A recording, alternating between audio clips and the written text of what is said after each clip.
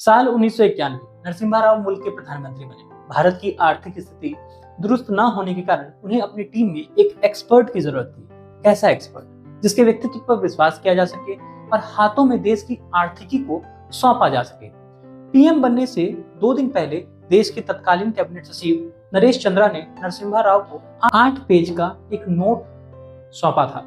इस नोट में भारत की आर्थिक स्थिति बहुत ही खराब है, इसका जिक्र किया गया था। नरसिम्हा राव परेशान थे। ऐसे में उन्होंने अपने सबसे बड़े सलाहकार पीसी अलेक्जेंडर को याद किया। पीसी अलेक्जेंडर से वित्त मंत्री के लिए एक ऐसे व्यक्ति के नाम सुझाने के लिए कहा जिसकी अंतर्राष्ट्रीय स्तर पर स्वीकार्यता। अलेक्जेंडर ने उन्हें आरबीआई गवर्नर रह चुके लंदन स्कूल ऑफ इकोनॉमिक्स के निदेशक आईजी पटेल का नाम सुझाया। जब आईजी पटेल से संपर्क किया गया था तो उन्होंने दिल्ली आने में असमर्थता जताई। दरअसल उनकी मां बीमार थी और वे बड़ोदरा में थे। ऐसे में अलेक्जेंडर ने मनमोहन सिंह का नाम वित्त मंत्री के लिए सुझाया। मनमोहन सिंह की कहानी यहाँ से शुरुआत हुई। मनमोहन सिंह उस समय यूजीसी के चेयरमैन हुआ करते थे। शपथ ग्रहण समारोह से 1 दिन पहले अलेक्जेंडर ने मनमोहन सिंह को फोन किया। मनमोहन सिंह विदेश से लौटे ही थे। वो उस समय सो रहे। उन्हें उठाकर इस प्रस्ताव के बारे में बताया गया। उन्होंने यकीन ही नहीं किया। उनको केवल एक ही निर्देश दिया गया था, अच्छे कपड़े पहनकर शपथ ग्रहण समारोह में आ जाओ। उसके बाद जो हुआ इतिहास गवाह है। पूर्व प्रधानमंत्री डॉक्टर मनमोहन सिंह का निधन 26 दिसंबर गुरुवार को हो गया। वे 92 साल के थे। मनमोहन सिंह की तबीयत बिगड़ने पर दिल्ली के एम्स में उन्हें भर्ती कराया गया था, जहां उन्होंने अंतिम सांस ले लिया। मनमोहन सिंह देश के 2 बार प्रधानमंत्री। वो 22 मई 2004 से 26 मई 2014 तक देश के प्रधानमंत्री रहे। भारत के पूर्व प्रधानमंत्री मनमोहन सिंह का दिल्ली के निगम घाट पर राजकीय सम्मान के साथ अंतिम संस्कार किया गया। अंतिम संस्कार में राष्ट्रपति द्रौपदी मुर्मू, पीएम मोदी, अमित शाह, राहुल गांधी समेत शीर्ष नेता मौजूद रहे। पूर्व प्रधानमंत्री मनमोहन सिंह के निधन पर भारत सरकार ने 7 दिन के राष्ट्रीय शोक की भी घोषणा की है।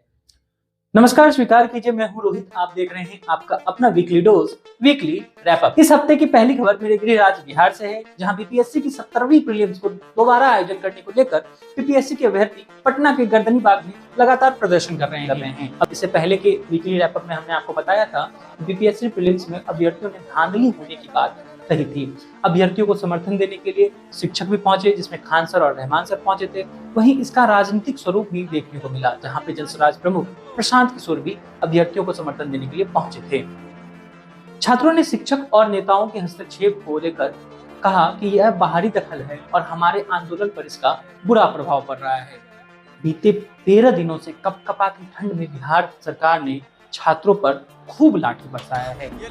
छात्र फूट फूट कर रोए हैं, लेकिन सरकार ने उनकी मांगों पर अभी तक वीडियो रिकॉर्ड होने का कोई ध्यान नहीं दिया है। बीपीएससी अभ्यर्थियों की प्रमुख मांगें क्या हैं?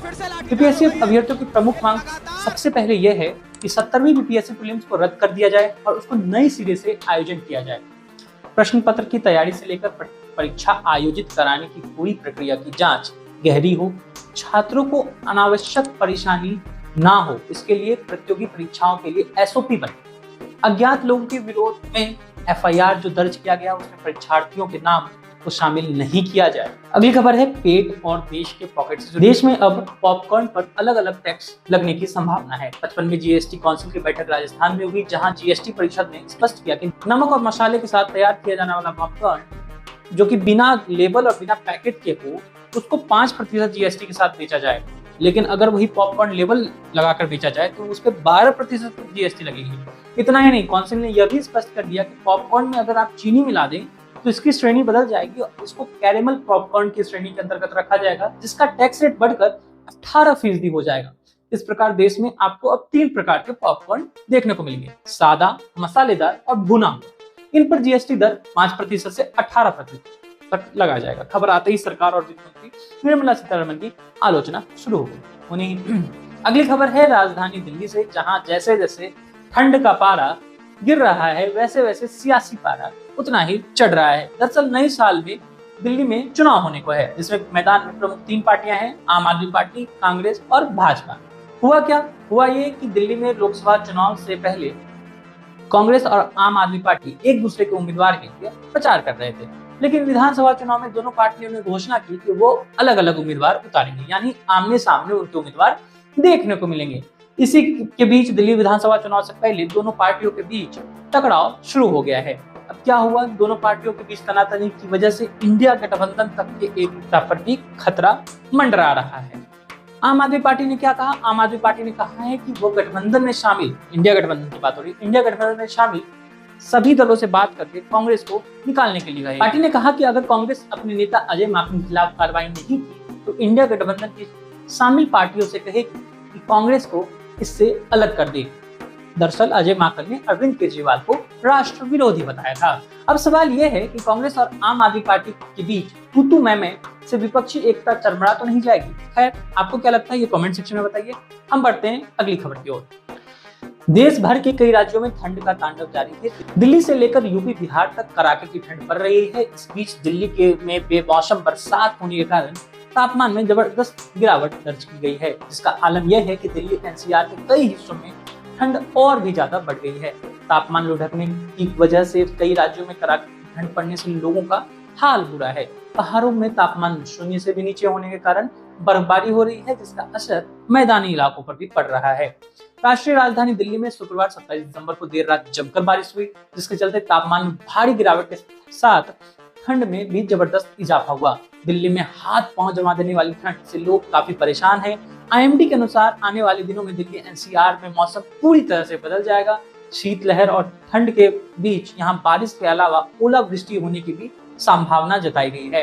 इतना ही नहीं, अब दिल्ली वालों को घना कोहरा भी परेशान करने लगा है। ऐसे में यहाँ रहने वाले लोगों को कड़ाके की ठंड से बचने के लिए आईएमडी ने कहा है रजाई, कंबल और गर्म कपड़े के साथ पूरी तरह से तैयार हो जाना चाहिए।